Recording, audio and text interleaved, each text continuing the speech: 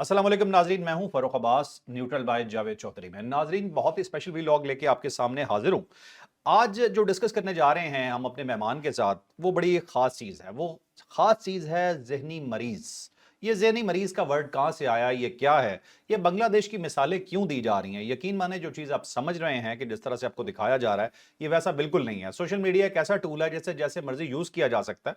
आप आने वाले पैगाम को देख के ये समझते हैं कि शायद ये जेन्युइनली कोई बंदा आपको बता रहा है, लेकिन आपको मालूम भी नहीं होता कि आपकी पूरी एक ज़हन साज़ी की जा रही होती है। तो ये आज हमारा स्पेशल टॉपिक होगा कि ये खास तौर पे बांग्लादेश को क्यों टारगेट किया जाता है। ये कैंपेन, ये जो सब हो रही है, जो पीटीआई के कुछ पेजेस की तरफ से कैंपेन जारी है, ये कैंपेन कौन कर रहा है, इसका हेड कौन है, इसे डिजाइन करने वाला कौन है और ये किस तरह से असरअंदाज होती है, ये भी आज आपको बताएंगे बड़ी डिटेल से। साथ आपको ये भी बताएंगे कि केपीके के कुछ ऐसे इलाके जहां से कुछ आवाजें उठती हैं और ऐसा लगता है कि जैसे वो फौज के खिलाफ आवाज है, जैसे वो स्टेट के खिलाफ आवाज है। कुछ स्पेसिफिक एरियाज हैं, आज हम आपको वो एरियाज आइडेंटिफाई करके बता देंगे कि वो कौन कौन से इलाके हैं और यहां से इस तरह की आवाजें आने की वजूहात क्या हैं। साथ हम आपको फिर ये भी बताएंगे जी कि ये जो सोशल मीडिया पे डकी भाई का और बहुत सारे और भी सोशल मीडिया के जो फेसेस हैं, उन पे जो केसेस चल रहे हैं, इसके पीछे बैकग्राउंड क्या है, इन लोगों को टारगेट क्यों किया जा रहा है, आया कि ये वाकई गिरफ्तारियां जेन्युइन थी या इसके पीछे पूरी कोई साजिश शामिल थी। तो ये होगा आज का हमारा स्पेशल वीलॉग। और जो आज के हमारे गेस्ट हैं वो सोशल मीडिया के एक्सपर्ट हैं। तो वैसे तो जब मैं उनसे बात करता हूं, उन्हें ये कहता हूं कि आपका ताल्लुक पहले पीटीआई से था, तो वो इसके ऊपर बहुत ज्यादा खुश नहीं होते। वो कहते हैं हाँ मेरी एक गलती थी। लेकिन मामला ये है कि वो अब डीएनए जानते हैं सोशल मीडिया पीटीआई का, और ओवरऑल पीटीआई को, सॉरी, सोशल मीडिया को बड़े अच्छी तरीके से जानते हैं कि ये एल्गोरिदम ऑपरेट किस तरह से करते हैं। तो हम आपको वेलकम कहते हैं फरहान बेग सर। बहुत शुक्रिया। डॉक्टर साहब, बहुत शुक्रिया टाइम देने का। और ये बताइएगा थोड़ा सा कि आज हम सीधी सीधी मैं बात आज आपसे करूंगा, और मैं कहूँगा घुमा फिरा के करने की बजाय ना सीधे सीधे नाम लेके आज बताते हैं तमाम चीज़ें। मेरा सिंपल सा सवाल आपसे ये है कि पाकिस्तान में ये जो पूरी कंपेन चलाई जाती हैं ज़हनी मरीज़ या और बहुत कुछ कहा जाता, तुम होते कौन हो, या पता नहीं बहुत कुछ इस तरह की और चलती हैं, ये पूरा डिज़ाइन कौन करता है, इसके पीछे कौन सा शख्स है? और ये स्पेशली ये जो हम मिसाल देते हैं इसकी बांग्लादेश की मिसाल एक ऐसी कॉन्टिन्यूस मिसाल है जो मैं मुसलसल देख रहा हूँ। क्या वजह है, ये क्यों दी जा रही है? अच्छा फरूख भाई, मेरी मज़े की बात है, इस टॉपिक के ऊपर काफ़ी रिसर्च है।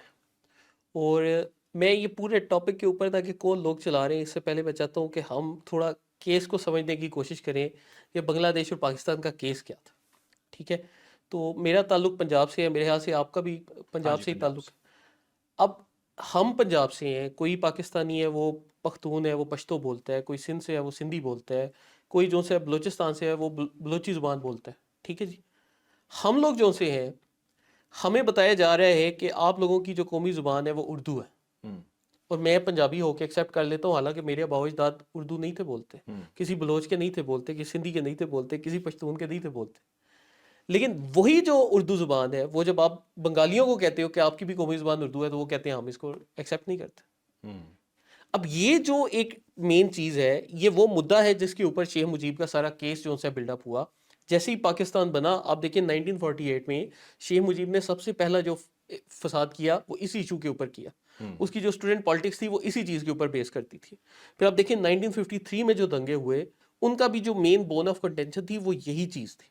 हम्म। तो यहाँ पर हमारी इधर था वो नेरेटिव वो बड़ा सिंप्लीफाई कर दिया जाता है जी, इलेक्शन हुआ, उनको जी ज़्यादा वोट मिले, इनको कम वोट मिले, तो ये जो जी भुट्टो साहब थे इन्होंने इनकार कर दिया तो जी मुल्क टूट गया। नहीं हुआ भाईजान, इस तरह से नहीं हो रहा। अब मैं आपको बताता हूँ कंपेरिजन्स इन मौजूदा कैंपेन्स के साथ।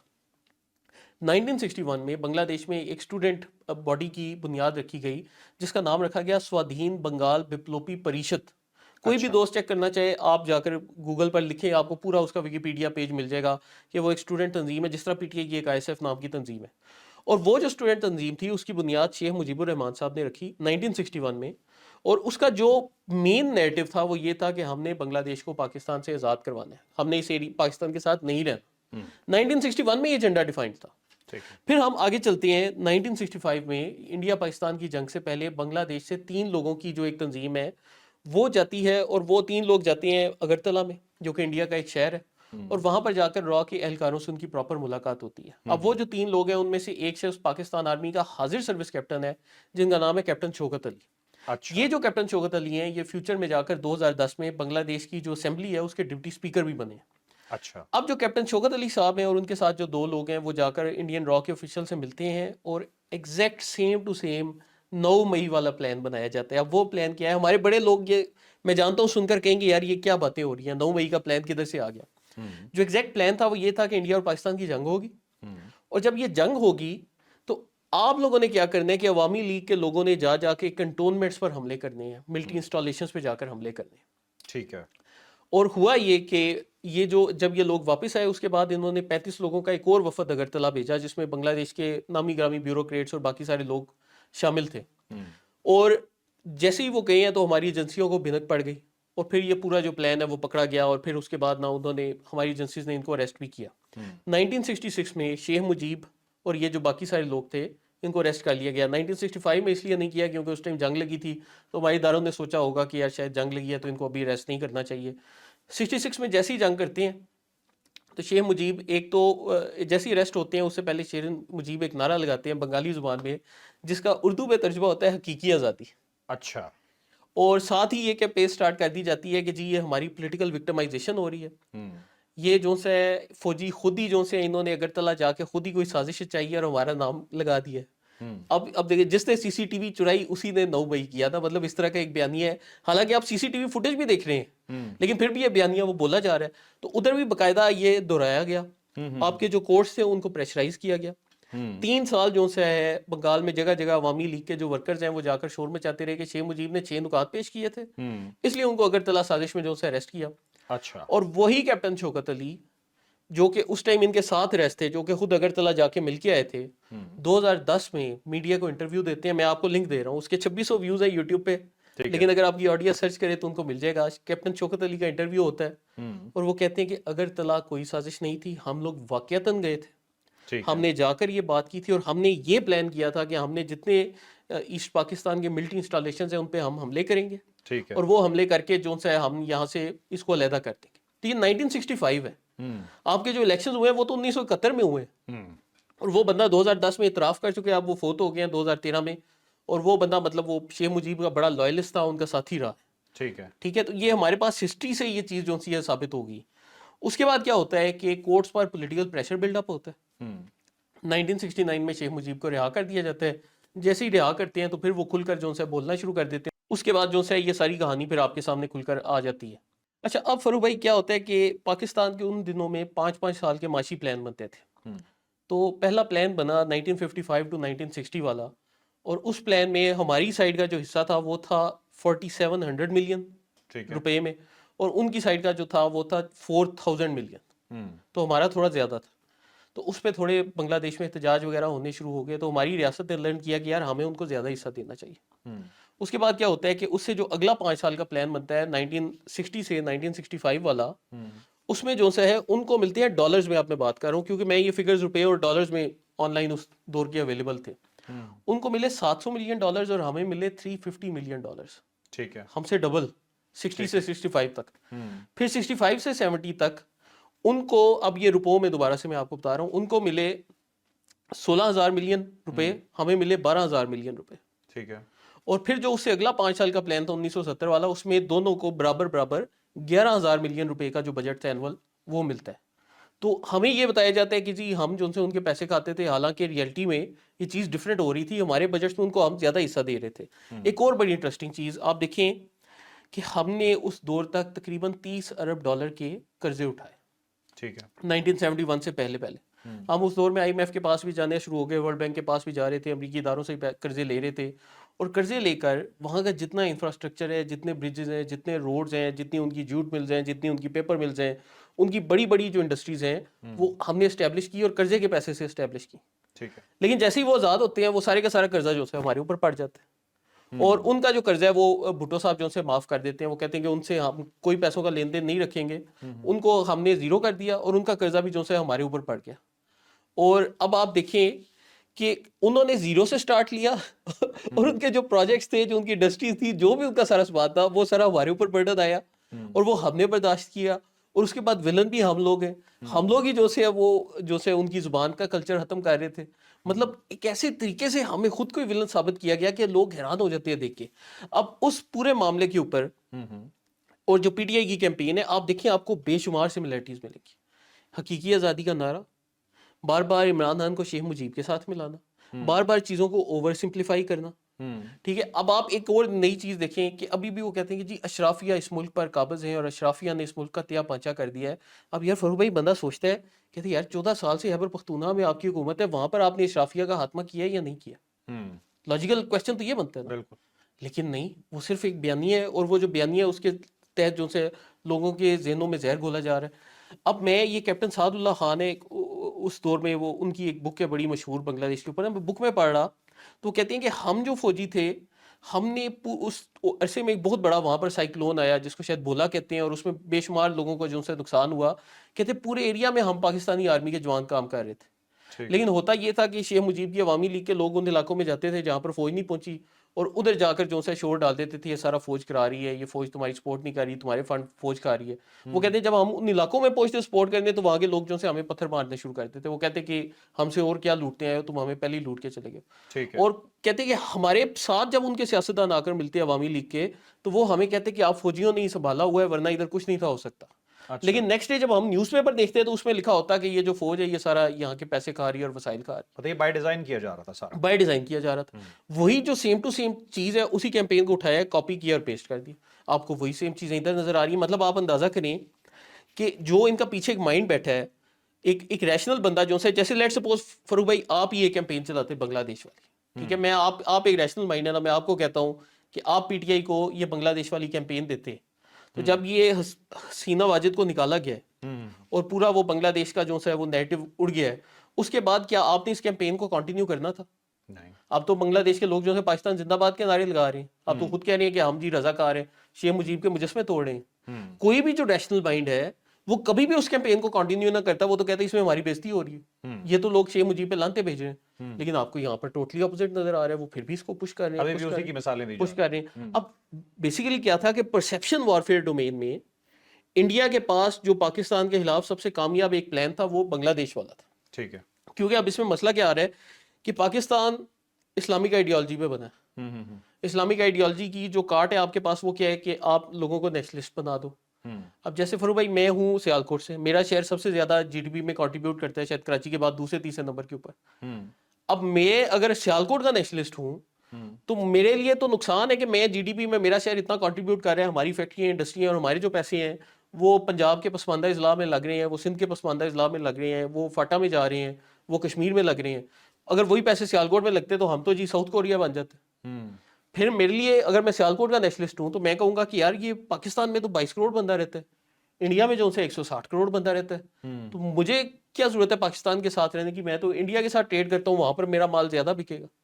لیکن میں کیوں ایسا نہیں کرتا؟ میں کیوں جب انڈیا لڑائی کرتا ہے تو میں فرنٹ پہ کھڑا ہوتا ہوں, میں کہتا ہوں میں پاکستان کا دفاع کروں گا کیونکہ مجھے اسلامک نیشنلزم نے جوڑا ہے. اب جو کراچی کا بندہ ہے اس کے بھی یہی سیم مسائل ہے. تو ہوتا کیا ہے کہ اب اگر آپ نے اس کو توڑنا ہے تو آپ کے پاس کارٹ ایک ہی ہے کہ آپ لوگوں میں نیشنلزم کے جذبات بھڑکاؤ. آپ ان کو کہو کہ نہیں یار تمہاری جو جی ڈی پی ہے وہ تو یہ ساری کے سارے جو پیسے ہیں وہ دوسرے لوگ لے کر جا رہے ہیں, تمہارے وسائل پر قبضہ کیا جا رہا ہے, تمہاری معدنیات نکالی جا رہی ہیں, تمہاری گیس پہ چوری کی جا رہی ہے, تمہارے سے اس طرح کے فائدے. تو اب کیا ہو رہا ہے کہ لوگوں میں جتنا وہ نیشنلزم بھڑکاتے ہیں اتنا آئیڈیالوجی آف پاکستان کو ڈیٹ پہنچتے ہیں اور سارا پھر آپ کے سامنے یہ سارا جو آپ بتا رہے ہو یہ تو ایک انڈین ایجنڈا لگ رہا ہے کہ پاکستان میں نیشنلزم بھڑکا دو, پاکستان کے اندر ایسی چیزیں کریٹ کر دو کہ لوگ انسرجنسی میں آ جائیں, ایک دوسرے کو مارنے مرانے کے اوپر آ جائیں.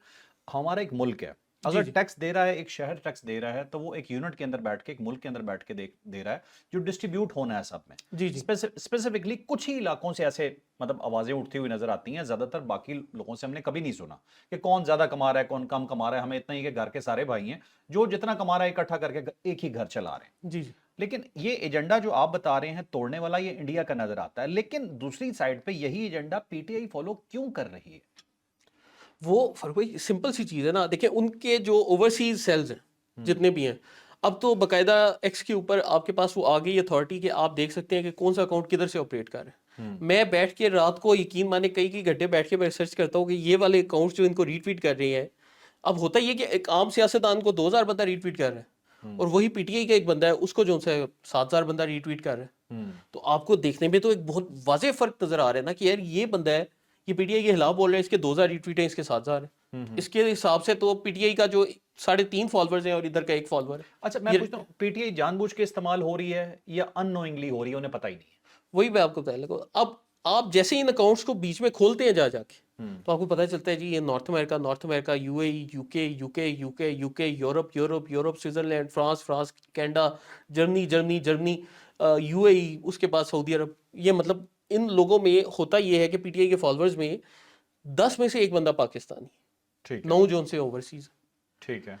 اب پورا جو ایجنڈا ہے وہ سارے کا سارا اس وقت امریکہ سے رن ہو رہا ہے. ٹھیک ہے، اچھا. وہ جو آپ ایک نعرہ مارتی ہیں امریکی غلامی نامنظور، تو وہ جو ہے وہ تو پیچھے سے امریکہ سے رن ہو رہا ہے نا. جیسے مراد سعید کا اکاؤنٹ ہے، آپ وہ دیکھیں نارتھ امریکہ سے آپریٹ ہو رہا ہے.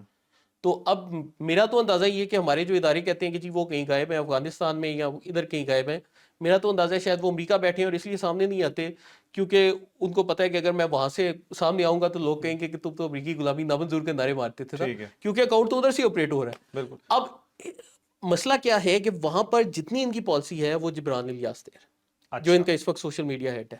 میں لاسٹ ٹائم بھی آپ کے ساتھ شو میں ذکر کیا تھا، جبران الیاس صاحب جو ان سے ہیں 2010 میں یونائٹڈ اسٹیٹ سیکرٹ سروس کے لیے باقاعدہ کام کرتے رہے. ان کی آن لائن سیریز موجود ہے امریکہ میں. جب بھی آپ کسی ادارے میں جاتے ہو، انہوں نے کئی اداروں میں جابس کیے ہیں، کچھ وہ ٹیک لیبز ہیں ادھر انہوں نے جابس کیے ہیں، ایک نارتھ ویسٹ یونیورسٹی ہے ان کے پروفائل پر ان کی سی وی پڑی ہے. تو یہ یونائٹڈ اسٹیٹ سیکرٹ سروس کا حصہ تھے. ان کا اگر آپ ٹویٹر ہینڈل بھی دیکھیں تو 2010 کا اکاؤنٹ بنا ہے اور ان کے ٹویٹر ہینڈل کا نام ہے ایجنٹ جے 007. اچھا. اب وہ جو ایجنٹ جے صاحب ہے وہ بیٹھ کر عمران خان کا اکاؤنٹ، علیمہ خان کا اکاؤنٹ، نورین خان کا اکاؤنٹ، پارٹی کے جتنے باہر کے لوگ ہیں ان کے اکاؤنٹس، پھر ان میں سے ایک جو لڑکا ہوتا تھا نبیل نام کا، اس نے ایک اکاؤنٹ بنایا ہوا تھا انکیڈو نام کا، بڑا مشہور ہے پی ٹی آئی کا اکاؤنٹ نا. میرا اندازہ یہ ہے کہ آج کل جو تحریک انصاف کا آفیشیل اکاؤنٹ ہے یہ انہوں نے اس نبیل کو دیا ہوا ہے جو ناروے میں رہتا ہے. اب وہ جو نبیل ہے وہ پاکستان کا شہری بھی نہیں، وہ مطلب سعودی عرب میں پیدا ہوا اور وہاں سے ناروے چلا گیا اور باقاعدہ پاکستان کی شہریت ترک کر چکا ہے. اوکے. اور یہ جو بندہ جو پاکستان کا شہری نہیں، پاکستان کا ووٹر ہی نہیں، اس کے ہاتھ میں پی ٹی آئی آفیشیل کا اکاؤنٹ ہے اور وہ اس سے سارا دن جو ہے گالیاں دینا، اداروں کو گالیاں، لوگوں میں گالیاں، اشتعال انگیزی، سارا کام جو ہے ادھر سے آپریٹ ہو رہا ہے. کہ مطلب آپ کی پارٹی کا کوئی بھی جو مین اکاؤنٹ ہے وہ پاکستان کے اندر ایگزسٹ ہی نہیں کرتا. آپ دیکھیں علیمہ خان تو پاکستان میں ہے نا، نورین خان بھی پاکستان میں ہے، سارے آپ کی لیڈرشپ تو ادھر ہے لیکن آپ کے اکاؤنٹ سے ان سے سارے باہر.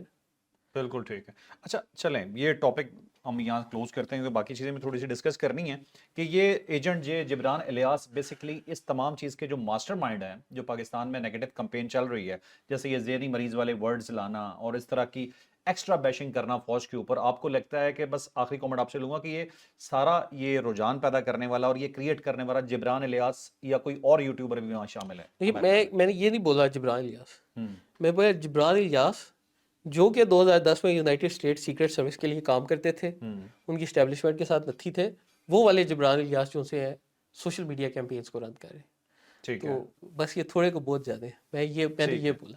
اچھا ٹھیک ہے. اور یہ جو باقی لوگ ہیں وہاں پہ شہباز گل ہو گئے یا باقی اور بہت سارے نام آتے ہیں اس کے اندر، ٹھیک ہے، یہ جو سوشل میڈیا سٹارز ہیں پی ٹی آئی کے، یہ کیا کنٹریبیوٹ کر رہے ہیں؟ انہیں نہیں پتا انہیں کون استعمال کر رہا ہے؟ اچھا یہ جو ہے نا فروغ بھائی دیکھیں ان کا سین ڈفرینٹ ہے.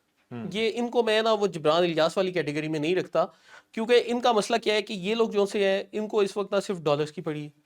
اب آپ دیکھیں آج کل کیا ٹاپک چل رہا ہے، ڈکی بھائی والا ٹاپک چل رہا ہے.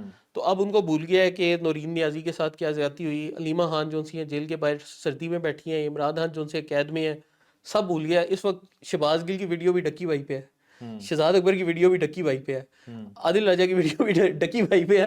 آپ دیکھیں کہ ان کو سارا بھول گئی پی ٹی آئی نا، کیونکہ ان کو پتہ ہے کہ یار یہ جو ٹاپکس ہے یہ ٹرینڈنگ میں ہے. تو میں ان کو اس طریقے سے نا نظریاتی یا آئیڈیولوجیکلی نہیں سمجھتا کہ وہ ٹھیک ہے وہ اس میں کنٹریبیوٹ کرتے ہیں، ان کا ایک رول ہے، لیکن یہ جو مین پیچھے سے جو فتنہ آپریٹ ہو رہا ہے نا یہ امریکہ سے ہو رہا ہے، ادھر سے روٹ کیا جا رہا ہے. اچھا آپ نے ڈکی بھائی وغیرہ کا ذکر کیا، اسی اسٹوری کو لے لیتے ہیں بعد میں ذرا افغانستان والی ایک بات کر لیتے ہیں. یہ جو ڈکی بھائی اور جو ان لوگ یا اس طرح کے جتنے بھی سوشل میڈیا انفلوئنسرز ہیں جو ان کے اوپر ایک کریک ڈاؤن کہہ لیں یا چھاپا ان کے اوپر پڑا، بہت سارے لوگوں کو اٹھایا گیا، کچھ کے نام آ گئے، یہ کوئی سازش تھی، یہ جینون تھا، یہ کیا لگا آپ کو، یہ کیا ہوا ہے؟ یہ عجیب سی سچویشن ہے، پہلے ایک ویلن ہمارے سامنے کریٹ کر دیا گیا کہ یہ تو بہت بڑے ویلن ہے، اور پھر اچانک پتہ چلا نہیں یہ لوگ تو مظلوم ہیں. اب قوم کنفیوز ہے کہ یہ ویلن ہے ٹھیک ہے یا یہ مظلوم.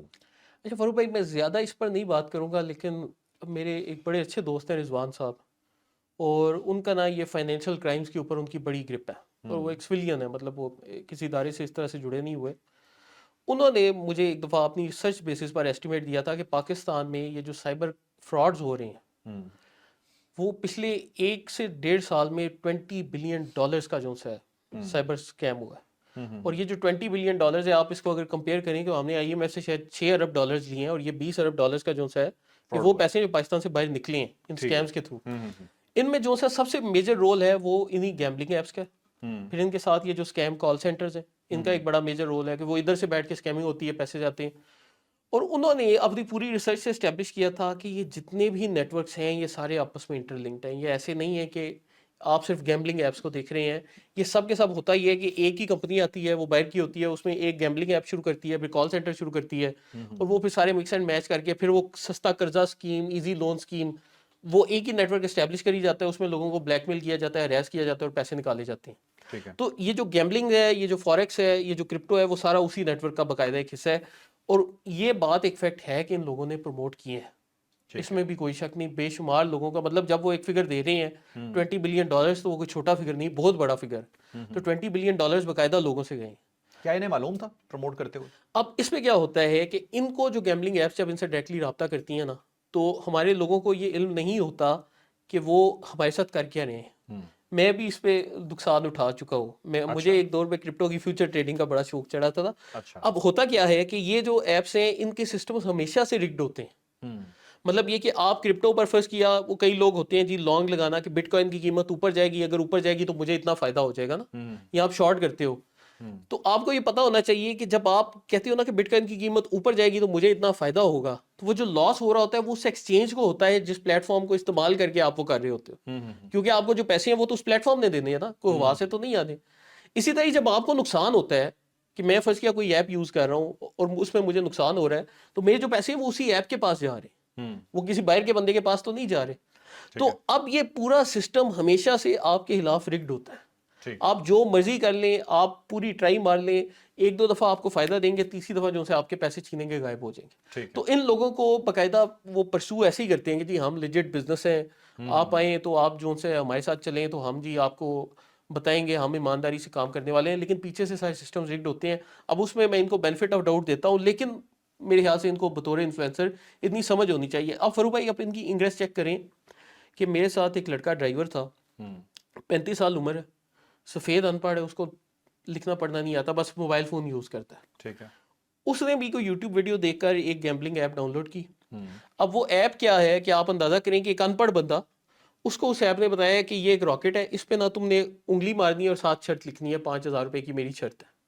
راکٹ 2x پر جائے گا 10,000 بن جائیں گے، 4x پر جائے گا تو تمہارے 5,000 20,000 بن جائیں گے، اور راکٹ اگر رستے میں تباہ ہو جائے گا نا تمہارے 0 بن جائیں گے. تو میرے وہ ڈرائیور جس کو نہ پڑھنے لکھنے کی سمجھ ہے نہ اتنی ہے، اس کو ایڈز دیکھ کر اتنا پتہ چل گیا کہ میں نے اکاؤنٹ بنانا ہے، میں نے پیسے ڈالنے ہیں. اس کو میں تنخواہ دی، پہلی تنخواہ شہزادے نے ڈالی، کوئی پہلی شرط جیت گیا، دوسری شرط ڈالی، سارے پیسے ختم ہو گئے. لیکن اب آپ دیکھیں کہ ایک ان پڑھ بندے کو بھی یہ جو ایپس ہیں باقاعدہ انفلوئنس کر رہی. یہ جو ہے یہ سب سے خطرناک ایسپیکٹ ہے کہ پڑھا لکھا ہونا ضروری نہیں، ان پڑھ لوگوں کو بھی یہ لوگ اس طریقے سے لوٹتے جا رہے ہیں. ٹھیک ہے. اور یہ NCCI کا متعلق ایک کامنٹ کر دیجیے گا کہ جتنے ان کے لوگ پکڑے گئے ہیں، یہ لوگ آپ کو کیا لگتا ہے کہ یہ کرپٹ تھے، واقعی کرپٹ تھے، یا انہیں کام کرنا ہی نہیں آتا تھا؟ سچویشن کیا تھی ان کا؟ نا مسئلہ یہ ہوتا ہے کہ اپنی طرف سے نا ان کو ایک بنا بنایا کیس تو مل گیا، ٹھیک ہے، لیکن اب وہ جو کیس تھا اس کے تھرو تھا جب آپ ایک پرسنل پاپولیرٹی سیکھ کرنے کی کوشش کرتے ہو یا اپنا ایک ٹیرر بنانے کی کوشش کرتے ہو، تو اس سے پھر لگتا ہے کہ آپ کا کوئی نہ نیگیٹو ایک رول تھا. کہ مطلب میں اگر ایک بندہ اریسٹ کیا ہے اور میں جا کے پوڈ کاسٹ میں لوگوں کو بول رہا ہوں اور بڑی بڑھ کے مار رہا ہوں کہ اب میں نہیں چھوڑوں گا ایسی کی تحسین کی، تو پھر کیا ہوگا کہ اسی طرح کے جو 10 دیگر انفلوئنسرز ہیں ان کو میری طرف سے ایک فون کال ہی جائے گی، یا ان کو میری طرف سے ایک ہلکا سا پیغام بھی جائے گا نا، ان کو پتا ہوگا یار یہ بندہ پوڈ کاسٹ میں بیٹھ کے بڑھ کے مارتا تھا، اس سے پنگا نہیں لیتا، اس کو باہر ہی معاملہ اس سے نمٹا لو. تو جب بھی یہ کوئی بھی جو سا بیوروکریٹ ہے، یہ ہمارے اکثر یہ لوگ کہتے ہیں کہ بیوروکریٹس کو سوشل میڈیا پر ہونا چاہیے. اب ہوتا یہ جب وہ آپ ڈیجیٹل میڈیا پر آتے ہیں تو آپ کو پھر وہ چیزیں انفلوئنس کرتی ہیں اور آپ بھی لوگوں کو انفلوئنس کرتے ہیں، اس کا پھر ایک نیگیٹو امپیکٹ آتا ہے. بیوروکریٹ سیاستدان نہیں ہوتا، آپ کو یہ کام نہیں کرنے چاہیے، آپ کو پبلک اوپینین کے اگینسٹ جانا پڑے گا. کیونکہ فاروق بھائی ایک سادہ سی ایگزامپل ہے نا، ایک آپ فرض کیا اسکول میں ہیں، آپ 5ویں کلاس کے اسٹوڈنٹ ہیں اور آپ کا ایک ٹیچر ہے جو بڑا سخت ہے، جو آپ کو پڑھاتا ہے، آپ کو وہ ٹیچر پسند آئے گا جو سختی سے پڑھائے گا؟ نہیں نا. لیکن سال کے اینڈ میں آپ دیکھیں گے کہ آپ کے شاید نمبر اسی ٹیچر کے ساتھ سب سے زیادہ آئے ہیں جو کہ آپ پہ سختی کرتا تھا. تو یہ بھی جو ہمارے بیوروکریٹس ہیں ان کو ایک ٹیچر کا رول ادا کرنا چاہیے، ان کو سیاستدان بننے کی کوشش نہیں کرنی چاہیے.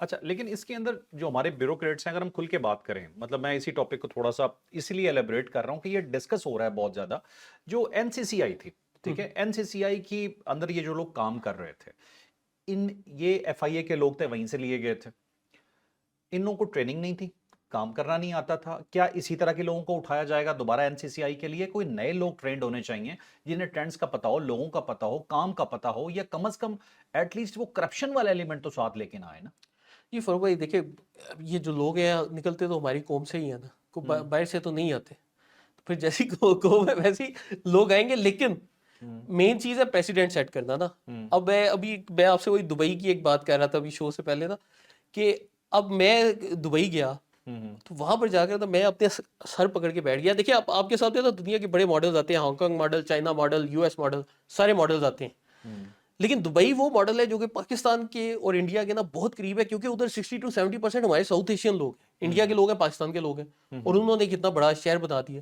اب وہ کیسے بنایا کہ وہاں پر جو سے انہوں نے باقاعدہ اپنا ایک سختی رکھی اب یہاں پر بھی یہ جو این سی سی آئی اے کے افسران ہیں آپ نے سنا ہی ہوگا کہ 10 یا 12 جو سے ہیں وہ جی اٹھائے گئے ہیں اور اب ان کی تحقیقات چل رہی ہیں اور کیسز چل رہے ہیں تو ایک پریسیڈنٹ قائم ہو گیا ہے اب کوئی فرض کی اگلا بندہ ہے جس کی ایسی نیت بھی ہوگی نا تو 1000 دفعہ سوچے گا کہ بھائی جان کو بگ بردر آ سکتا ہے ٹھیک ٹھیک چلے آخری سوال بس آپ سے مجھے یہ بتائیے کہ ہمارے پاس ٹائم تھوڑا سا کم رہ گیا کوشش کرتے ہیں تھوڑا سا جلدی نپٹانے کی اسے کے پی کے حوالے سے میں آپ سے کرنا چاہتا ہوں آپ کی بڑی اچھی ریسرچ تھی آپ سے ڈسکس ہو رہا تھا تو ڈسکشن کے دوران ہی میں نے سوچا یہ بات میں آپ سے ضرور پوچھوں گا یہ ویلاگ میں کے پی کے اندر پورا کے پی کے خاموش نظر آتا ہے ہمیں ٹھیک ہے اگر اوور آل پاکستان کی بینیفٹ کی بات ہو رہی ہے تو کوئی ایگریشن نظر نہیں آتا کوئی مخالفت نظر نہیں آتی نہ فوج کے لیے نہ پاکستان کی ریاست کے لیے بالکل ایک نارمل جس طرح سے پختون پاکستان سے پیار کرتا ہے وہی سب کچھ ہے لیکن کچھ علاقے ٹھیک ہے یہ علاقے ذرا مجھے آپ ایلیبریٹ کیجیے گا آپ کے پاس بہت اچھا نالج ہے اس کے متعلق وہ کون سے ہیں اور وہاں سے یہ آوازیں کیوں اٹھتی ہیں اچھا جی فاروق بھائی اب دیکھیے کے پی کے میں پی ٹی آئی کی میرے خیال سے 2/3 میجورٹی ہے ان کی اسمبلی میں نا ٹھیک ٹھاک اکثریت ہے پی ٹی آئی کی اور وہاں پر پی ٹی آئی صرف مطلب اس کے وہ پختون بیلٹ میں نہیں جیتی بلکہ جو ہزارہ والی سائڈ ہے وہاں پر بھی پی ٹی آئی جیتی ہے ٹھیک ہے حیرت مجھے اس بات کی ہوتی تھی کہ میں جب بھی سوشل میڈیا کھولتا تھا مجھے نظر آتا تھا کہ پختون جو سے ہیں وہ پاکستانی ریاست کے خلاف ہیں وہ جی فوج کو گالیاں دے رہے ہیں آپ کو ایک اوور آل سوشل میڈیا دیکھ کر تاثر یہ ملتا ہے کہ ایک طرف آپ کے سامنے پشتون تحفظ موومنٹ ہے وہ آپ کے سامنے آ جاتی ہے پھر دوسری طرف آج کل پی ٹی آئی بھی آبویسلی قوم پرستی کی جانب گئی ہوئی ہے وہ آپ کو ایک نظر آ رہا ہے لیکن جب آپ نقشہ دیکھتے ہیں خیبر پختونخوا کا تو کہانی کچھ اور نکلتی ہے اب نقشہ کیا ہے کہ آپ دیکھیں کہ خیبر پختونخوا کے وہ تمام اضلاع جو کہ پنجاب کے ساتھ یہ چارسدہ ہو گیا نوشہرہ ہو گیا مردان ہو گیا سوابی ہو گیا ادھر آپ دیکھیں گے ادھر نہ دہشت گردی ادھر نہ جو سے یہ قتل و غارت ہے نہ ادھر جو سے کو امن و امان کے مسئلے ہیں وہ ساری ایریاز ترقی کر رہے ہیں اور جتنے ایریاز افغانستان کے ساتھ جڑے ہیں جس کے نعرے لگائے جاتے ہیں لرو بر افغانستان بالخصوص یہ جو ہمارے قبائلی اضلاع ہیں وہاں پر قتل و غارت اغوا برائے تاوان منشیات فروشی سمگلنگ دہشت گردی یہ سارے آپ کو ادھر نظر آتے ہیں ٹھیک ہے ایک فیکٹر اب دوسری چیز آپ دیکھیں کہ جتنے علاقے جو سے ہیں خیبر پختونخوا میں ہیں ان شہروں کو آپ دیکھتے جائیں باری باری آپ ایبٹ آباد دیکھیں ہری پور دیکھیں آپ یہ اوپر یہ ناران کا گان کا ایریا دیکھیں آپ اس کے ساتھ کوہستان کو دیکھیں وہاں سے آپ آئیں چارسدہ مردان سوابی نوشہرہ ٹھیک ہے آپ پشاور شہر تک چلے جائیں آپ ڈی آئی ہان دیکھ لیں لکی مروت دیکھ لیں ٹانگ دیکھ لیں یہ جتنے اضلاع اس سائڈ پر ہیں وہاں پر پی ٹی آئی جیتی ہے لیکن پی ٹی آئی کا آپ کو شاید ہی کوئی ایک ایسا سیاستدان نظر آئے جو فوج یا فوجی آپریشنز کے خلاف بولتا ہو آپ مطلب ذہن میں لائیں آپ کے کبھی چارسدہ کا کوئی سیاستدان سنے جو فوج کے خلاف بول رہا ہو کوئی فوجی پی ٹی آئی کا ہی ہوگا نا آپ نوشہرہ کا سوچ لیں آپ مردان کا سوچ لیں آپ بنو کا آپ وہ ادھر کا سوچ لیں یہ ڈی آئی ہان کا دیکھ لیں کہ علی امین گنڈا پور جو ہے پی ٹی آئی کا وزیر اعلیٰ رہا ہے لیکن اس بیچارے پر ٹاؤٹ کے الزامات لگتے رہے پھر آپ اوپر اگر بالکل ہم بارڈر پہ بھی جائیں تو آپ چترال کا دیکھ لیں چترال سے آپ کو نہیں ایسی آواز ملے گی اب ہوتا کیا ہے کہ 2-3 اضلاع ہیں جہاں پر زیادہ پرابلم ہے نمبر 1 جو سے ہے آپ کا خیبر میں کون کون سا سیاستدان ہے اور یہ وہی لوگ ہیں جو آپ کو پھر ہائی لائٹ ہو کے نظر آتے ہیں خیبر میں آتے ہیں عبدالغنی افریدی یہ ایم پی ہے سہیل افریدی یہ وزیر اعلیٰ ہے اقبال افریدی اور یہ جو 2-3 اور ان کے M N A M P As ہیں یہ سب سے زیادہ ووکل ہیں اگینسٹ ملٹری آپریشنز اور اگینسٹ جو پاک آرمی کرتی ہے خیبر دوسرے نمبر پر آپ سنیں گے باجوڑ میں جیسے گل ظفر خان ہے وہ الیکشن اس دفعہ ہار گیا ہوا ہے لیکن یہ جو بندہ تھا یہ پی ٹی آئی کا پہلے ایک ایم این اے رہ چکا ہے وہ بولتا ہے فوج اور فوجی آپریشنز کے علاوہ اس کے بعد آپ آ جائیں نارتھ اور ساؤتھ وزیرستان میں، تو ادھر مین آپ کے پاس جو چیز ہے وہ پی ٹی ایم ہے. تو یہ جو 3 اضلاع ہیں یہ سب سے زیادہ ہے. اس کے ساتھ اگر کوئی پی ٹی آئی کا سیاستدان آپ کو بولتا نظر آئے گا تو یا تو وہ ان اضلاع سے ہوگا یا وہ ان اضلاع کے ساتھ جو کوئی ضلع بارڈر کرتا ہے یا جو ایڈجسنٹ علاقہ ہے وہ ادھر کا ہوگا. وجہ کیا؟ وجہ یہ کہ ان اضلاع پہ سب سے زیادہ جو اب وادی تیرہ ہے وہاں پر ہر جمعے کو بہت بڑا گردہ میلہ لگتا ہے، چرس کا میلہ. ٹھیک ہے، آپ چرس کے میلے کی ویڈیوز دیکھیں. میں آپ کو گزارش کروں گا رپورٹ کیا ہوا ٹک ٹاک پر جائے، آپ کو نا ماشاءاللہ سے ایک ہی جگہ پر 20 25 ہزار بندہ نظر آ رہا ہے. بالکل ٹھیک ہے. اب دیکھیں فاروق بھائی، لاجیکل ایک چیز ہے نا، پاکستان کا آئین کیا چرس کی خرید و فروخت کو غلط کہتا ہے کہ نہیں کہتا؟ آپ کہتا ہے 100%. اب ایک بندہ ہے جو کہ وادی تیرہ کا رہائشی ہے اور اس کا جو بزنس ہے وہ چرچ سے جڑا ہے. ٹھیک ہے، اس کے حق میں کیا ہے؟ 2 آپشن ہے نا آپ کے پاس. آپشن نمبر 1 یہ ہے اسٹیٹ کی رٹ ہو، عدالتیں فنکشنل ہو، پولیس کا وہاں پر پورا کنٹرول ہو، آرمی نے بارڈر کو سنبھالا ہو، دہشت گرد آ جا نہ سکیں. ٹھیک ہے، ایک آپ کے پاس آپشن 1 یہ ہے. اس میں کیا ہوگا کہ اگر اسٹیٹ کی رٹ ہوگی تو آئین پاکستان کے تحت منشیات فروشی جرم میں آپ کو جیل میں ڈالا جائے گا. ٹھیک ہے. آپشن 2 کیا ہے؟ اسٹیٹ کی رٹ نہ ہو، پولیس کو آپ اتنا کمزور کرو کہ وہ کچھ بول نہ سکے، عدالتوں کو آپ کبھی وہاں پر اسٹیبلش نہ ہونے دو، بارڈر کو ہمیشہ کھلا رکھو تاکہ جو آپ کی افغانستان کے ساتھ ٹریڈ ہے وہ چلتی رہے، آپ کا مال ادھر ادھر جاتا رہے، پاک فوج کو وہاں پر آپ نے جگہ نہیں سنبھالنے دینی. جب بھی وہاں کا کوئی لوکل ہوگا تو وہ ہمیشہ آپشن 2 کا انتخاب کرے گا، کبھی آپشن 1 کا انتخاب نہیں کرے گا، جو کہ اسپیشلی اس بزنس سے جڑا ہے. یہ وہ جو وہ کہتے ہیں D G S P R کہتے ہیں نا، ٹیرر کرائم نیکسس، وہ یہ چیز ہے. اب فاروق بھائی میرے ساتھ ایک بڑا مسئلہ تھا. میرے اپنے ایک رشتہ دار ہیں، وہ بھی یہ فتنہ الخوارج کے حملے میں وہ پولیس کے بڑے ہائی رینکنگ افسر تھے، وہ شہید ہوئے.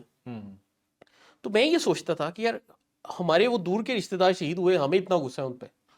خیبر پختونخوا میں کوئی 80 سے 90 ہزار جو پختون ہیں ان کی شہادتیں ہوئی ہیں انہی دہشت گردوں کے ہاتھوں.